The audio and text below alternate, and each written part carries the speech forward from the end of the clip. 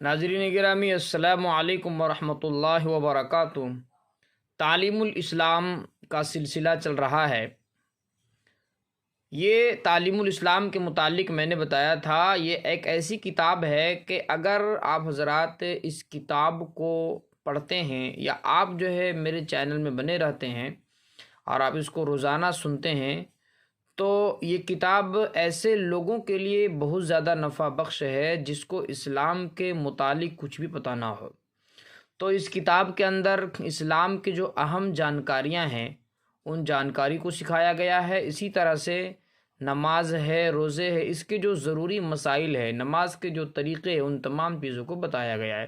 بس آپ سے گزارش ہے کہ آپ میری پوری ویڈیو دیکھیں اور جو ہے آپ بنے رہیں۔ بسم اللہ الرحمن الرحیم۔ سوال: مسجد میں نماز پڑھنے سے آدمی خدا تعالیٰ کے سامنے ہوتا ہے یا گھر میں؟ ایک سوال ہے کہ جب آدمی کہاں نماز پڑھے تو اللہ کے سامنے ہوتا ہے، تو اس کا انہوں نے جواب دیا ہے کہ جواب: خدا تعالیٰ ہر جگہ سامنے ہوتا ہے، چاہے مسجد میں نماز پڑھو چاہے گھر میں، لیکن مسجد میں نماز پڑھنے کا ثواب بہت زیادہ ہے، اس لیے مردوں کو مسجد میں ہی نماز پڑھنی چاہیے، عورتوں کو گھر میں نماز پڑھنا افضل ہے، اس لیے ان کو گھر میں پڑھنا چاہیے۔ سوال: نماز پڑھنے سے ہاتھ، منہ اور پاؤں دھوتے ہیں، اسے کیا کہتے ہیں؟ یہ آسان سا سوال ہے، جواب: اس کو وضو کہتے ہیں، بغیر وضو کیے نماز نہیں ہوتی۔ سوال: نماز میں کس طرف منہ کر کے کھڑا ہونا چاہیے؟ جواب: پچھم کی طرف، جس طرف شام کو سورج جا کر چھپ جاتا ہے۔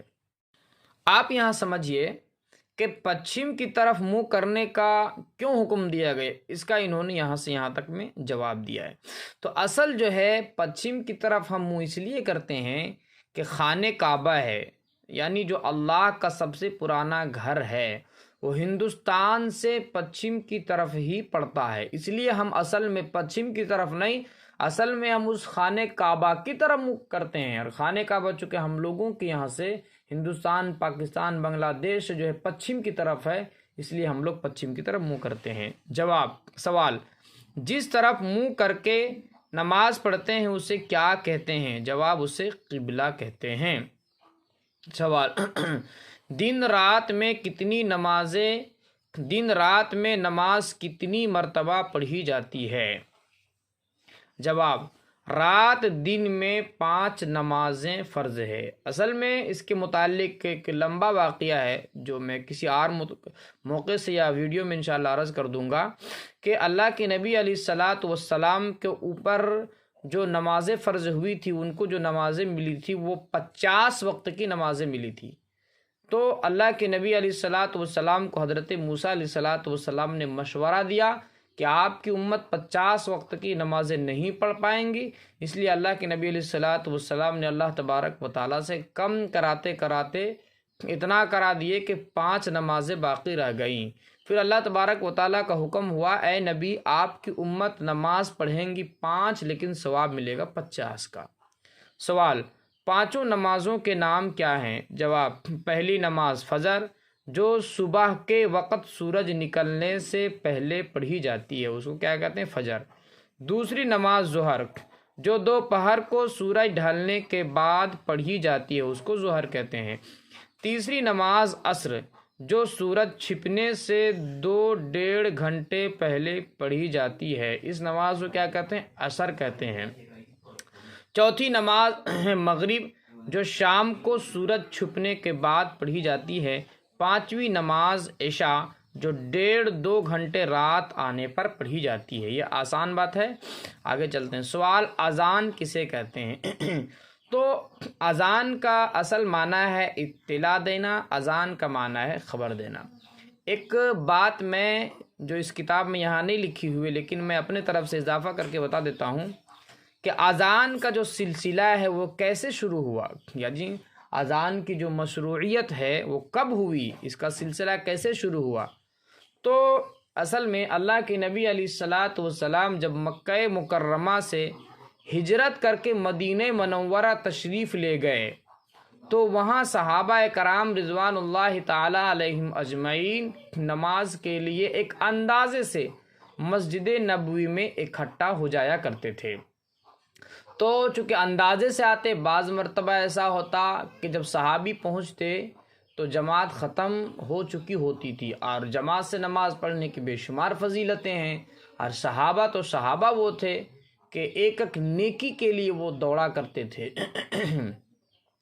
تو صحابہ کرام نے اللہ کے نبی علیہ الصلاۃ والسلام سے فرمایا، یا رسول اللہ، آپ جو ہے ہمارے لیے کوئی نشانی متعین فرما دے، کوئی نشانی متعین فرما دے جس سے ہم جان سکیں، ہم پہچان سکیں کہ جو ہے نماز کا وقت ہو گیا ہے، اور پھر ہم جو ہے جماعت کے لیے حاضر، نماز کے لیے حاضر ہو جائیں۔ اب بعض لوگوں نے مشورہ دیا، اللہ کے نبی علیہ الصلاۃ والسلام نے سب سے مشورہ لینے لگے۔ بعض لوگوں نے کہا، یا رسول اللہ، آپ نماز کے وقت جو ہے وہ لوگوں کے ذریعے سے ناقوس بجوا دیا کریں، تاکہ لوگ جو ہے اس ناقوس کو، یعنی ایک بجانے کا آلہ ہوتا تھا، اس کو سن کر کے مسجد میں حاضر ہو جائیں گے۔ بعض لوگوں نے کہا کہ ایسا کریں گے، آگ جلا دیا کریں گے، پہاڑ کے اوپر آگ دیکھ کر کے سب لوگ مسجد میں حاضر ہو جایا کریں گے۔ اللہ کے نبی علیہ الصلاۃ والسلام نے اس کو بھی ناپسند فرمایا۔ یعنی لوگوں نے مختلف طرح کے مشورے دیے، اور کسی نے مشورہ دیا کہ یا رسول اللہ، جھنڈا بلند کر دیا جائے نماز کے وقت میں، جھنڈا کھڑا کر دیا جائے، لوگ سمجھ جائیں گے نماز کا وقت ہو گیا۔ تو اللہ کے نبی علیہ الصلاۃ والسلام نے اس کو بھی ناپسند فرمایا۔ اسی طرح سے کسی نے مشورہ دیا، یا رسول اللہ، کہ نماز کے وقت میں جو ہے وہ کوئی صحابی جو ہے بلند آواز سے آواز لگا دیا کرے۔ تو بہرحال بات کشمکش میں حالت میں تھی، کوئی بات صحیح طرح سے متعین نہیں ہو پائی تھی۔ اب سب لوگ اپنے اپنے گھروں میں آ گئے اور آرام فرمانے لگے۔ تو ایک صحابی ہیں حضرت عبداللہ ابن زید رضی اللہ تعالیٰ عنہ، انہوں نے خواب میں دیکھا کہ ایک شخص ہے جو ناقوس لے کر جا رہا ہے، جس کو بجایا کرتے ہیں، جس سے آواز نکلتی ہے۔ تو وہ صحابی اسے عرض کرنے لگے، ایسا ہے کہ یہ ناقوس مجھے دے دو۔ وہ شخص جو خواب میں تھا وہ کہنے لگا کہ تم اس ناقوس کو کیا کرو گے؟ تو وہ صحابی کہنے لگے کہ اس ناقوس کو جو ہے ہم لوگ نماز کے وقت بجایا کریں گے، جس سے لوگ نماز میں حاضر ہو جائیں گے۔ تو وہ جو شخص تھا جو خواب میں آیا تھا، وہ اصل میں حضرت جبریل علیہ الصلاۃ والسلام تھے۔ تو وہ کہنے لگے کہ کیا میں تمہیں بہتر کلمات نہ سکھا دوں کہ جس کے ذریعہ سے تم جو ہے نماز کے وقت میں لوگوں کو بلا لیا کرو؟ انہوں نے کہا ضرور، کیوں نہیں۔ تو اس وقت جو حضرت جبریل علیہ الصلاۃ والسلام نے ان کو اذان کے یہ کلمات سکھائے جو ہمارے یہاں ہوتے ہیں۔ تو وہ صحابی فوراً اٹھے اور اللہ کے نبی علیہ الصلاۃ والسلام کی خدمت میں حاضر ہو گئے، کہ یا رسول اللہ، اس طرح سے میں نے خواب دیکھا ہے۔ تو اللہ کے رسول صلی اللہ تعالیٰ علیہ وسلم نے ارشاد فرمایا، میرے پیارے صحابی، وہ جو خواب میں آیا تھا وہ حضرت جبریل علیہ الصلاۃ والسلام تھے، اور وہ جو سکھا کر گئے وہ اذان کے کلمات ہیں، اس کو تم بلال کو سکھا دو۔ وہ صحابی حضرت بلال حبشی رضی اللہ تعالیٰ عنہ کو سکھا دیا، اور پھر حضرت بلال حبشی رضی اللہ تعالیٰ عنہ جو ہے، چونکہ ان کی آواز تھوڑی سی بلند تھی، پھر وہ جو ہے نماز کے وقت میں اذان دیا کرتے تھے۔ تو کچھ اس طرح سے اذان کی جو مشروعیت ہے، اذان کا جو سلسلہ ہے، اس طرح سے شروع ہوا، جو چلتا ہوا آ رہا ہے۔ اسی کو سوال اذان کسے کہتے ہیں؟ جواب، جب نماز کا وقت آ جاتا ہے تو نماز سے کچھ دیر پہلے ایک شخص کھڑے ہو کر زور زور سے یہ الفاظ کہتا ہے، اللہ اکبر اللہ اکبر، ایک سانس میں، اللہ اکبر اللہ اکبر، ایک سانس میں۔ اللہ سب سے بڑا ہے، اللہ سب سے بڑا ہے، اللہ سب سے بڑا ہے، اللہ سب سے بڑا۔ اس کا ترجمہ، دوسرا لفظ اشہد اللہ الہ الا اللہ، اشہد اللہ الہ الا اللہ، ایک مرتبہ یہ، ایک مرتبہ یہ۔ ترجمہ ہے، گواہی دیتا ہوں میں کہ اللہ کے سوا کوئی معبود نہیں، گواہی دیتا ہوں میں کہ اللہ کے سوا کوئی معبود نہیں۔ اس کے بعد اشہد ان محمد الرسول اللہ، اشہد ان محمد الرسول اللہ، دو مرتبہ کہنا، گواہی دیتا ہوں میں کہ حضرت محمد صلی اللہ علیہ وسلم اللہ کے رسول ہیں، گواہی دیتا ہوں میں کہ حضرت محمد صلی اللہ علیہ وسلم اللہ کے رسول ہیں۔ حی علی الصلاۃ، آؤ نماز کے لیے، حی علی الصلاۃ، آؤ نماز کے لیے، حی علی الفلاح، آؤ کامیابی کی طرف، حی علی الفلاح، آؤ کامیابی کی طرف۔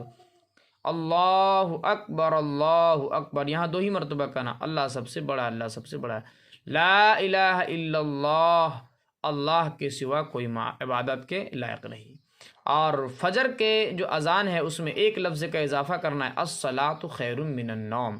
اصل میں یہ جو الصلاۃ خیر من النوم ہے، اس لفظ کا اضافہ کچھ اس طرح سے ہوا کہ ایک مرتبہ تمام کے تمام لوگ آرام فرماتے رہے تھے، حضرت بلال حبشی رضی اللہ تعالیٰ عنہ اذان دیے، اور اذان دینے کے بعد کہنے لگے الصلاۃ خیر من النوم، لوگوں کو جگاتے ہوئے اللہ کے نبی علیہ الصلاۃ والسلام کے پاس تشریف لے گئے اور کہنے لگا الصلاۃ خیر من النوم، یوں ہی کہہ رہے تھے کہ نماز جو ہے وہ نیند سے بہتر ہے۔ اللہ کے نبی علیہ الصلاۃ والسلام کے کان میں جب یہ آواز پہنچی تو اللہ کے نبی علیہ الصلاۃ والسلام نے فرمایا کہ بلال تم جو ہے اس کلمہ کو اپنے اذان میں شامل کر لو۔